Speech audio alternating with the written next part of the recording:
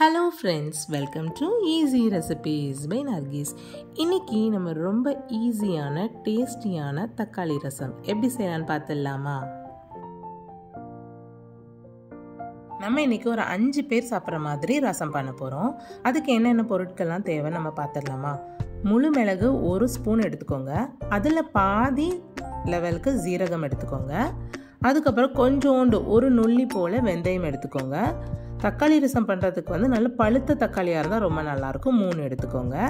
ஒரு காஞ்ச மிளகா, ஒரு பச்சை மிளகா, 3 பல்லு பூண்டு, ஒரு கை அளவுக்கு மல்லிக்கீரை எடுத்துக்கோங்க. அதுக்கப்புறம் தாளிக்கிறதுக்கு கடுகு, கருவேப்பிலை, காயத்தூள், அவ்வளோதான். இப்போ செய்ய ஆரம்பிச்சிடலாமா?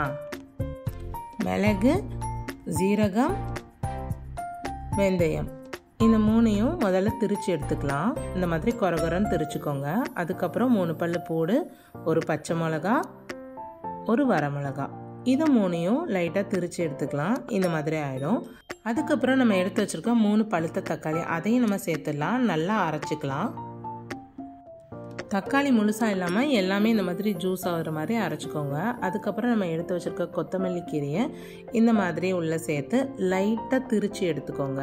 ஃபுல்லாக அரையாமல் இந்த மாதிரி ஒன்றா இருக்கும். அதுக்கப்புறம் நம்ம இப்போ தாளிக்க வேண்டியது தான்.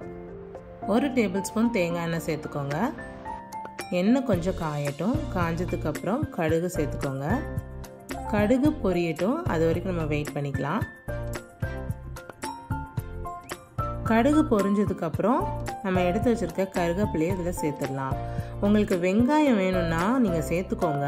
ஆனால் நான் எப்போவுமே இந்த மாதிரி ரசம் தாளிக்கிறதுக்கு வெங்காயம் சேர்த்துக்கிறதே கிடையாது. அதுக்கப்புறம் காயத்தூள் தேவையான அளவுக்கு போட்டுட்டு லைட்டாக கிளறி விட்டுக்கலாம். எப்பொழுதுமே தாளிக்கும் போது தீய சிம்மிலே வச்சுக்கோங்க. அதுக்கப்புறம் நம்ம அரைச்சி வச்சுருக்க பேஸ்ட்டை நம்ம சேர்த்துடலாம். லைட்டாக கிளறி விட்டுக்கலாம். அதுக்கப்புறம் இது 2 நிமிஷம் போல் அப்படியே வேகட்டும். நம்ம தண்ணி சேர்க்கறதுக்கு முன்னாடி இந்த பச்சை வாடை போகிறதுக்காண்டி ஒரு 2 நிமிஷம் நம்ம வச்சிடலாம். அப்புறம் தேவையான அளவுக்கு தண்ணி சேர்த்துக்கோங்க. இந்த மாதிரி ஒரு அழகான கன்சிஸ்டன்சியில் நம்மளுக்கு ரசம் ரெடி ஆகிடும். ஒரு 5 நிமிஷம் லைட்டாக கொதிக்க விட்டுடலாம். நம்ம புளி ரசமாக இருந்தால் கொதிக்க விடணும்னு அவசியம் இல்லை. ஆனால் இது தக்காளி ரசங்கிறதுனால பச்சை வாடை அடிக்குங்கிறதுனால நம்ம கொதிக்க விடுறது தான் ரொம்ப நல்லது. வாசம் வீடே தூள் பறக்கு, சூப்பராக இருக்குது. இப்போ நம்ம உப்பு செக் பண்ணி பார்த்துட்டு உப்பு எனக்கு கொஞ்சம் கம்மியாக இருந்த மாதிரி இருந்துச்சு. அதனால் நான் தேவையான அளவுக்கு உப்பு சேர்த்துக்கிட்டேன். இப்போ சூப்பரான சூடான ரசம் ரெடி. சூப்பராக சர்வ் பண்ண போயிடலாம். பாராட்டுக்கு வெயிட் பண்ணிக்கோங்க. எல்லாரும் உங்கள் வீட்டில் இந்த ரசத்தை ட்ரை பண்ணி பார்த்துட்டு எப்படி இருந்ததுங்கிறத கமெண்ட் செக்ஷனில் சொல்லுங்கள்.